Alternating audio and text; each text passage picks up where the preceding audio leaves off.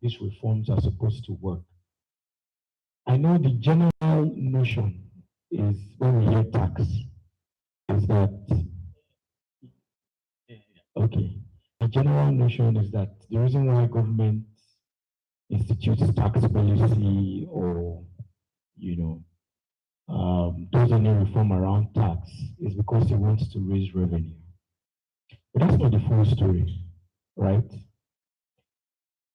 The key reasons why these reforms were embarked upon were that one, our tax system was regressive.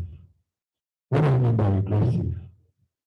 It was that the poorest, the most vulnerable amongst us had the highest burden in terms of tax, while the richest amongst us didn't pay, their commensurate taxes, even if they paid at all. And a prime example is Dino Melai.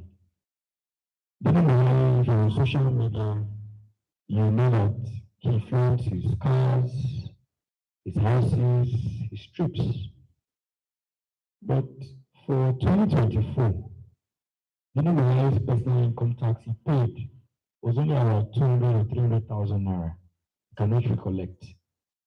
And that's the trend that we see across the entire country, where the poorest amongst us, who don't want to have the might to fight government, are usually the most burdened with, tax. It was also that the system was fragmented. You have different ministries, departments, agencies, state, non-state actors collecting some form of taxes, levies, fees, nuisance taxes, as the case may be. And then that system needed to be corrected.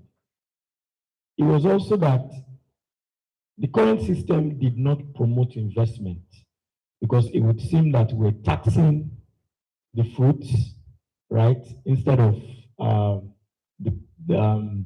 taxing poverty and taxing seed instead of the fruits, rather.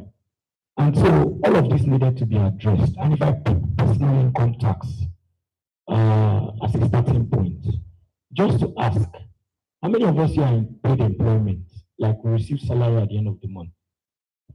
How many of us here? Right?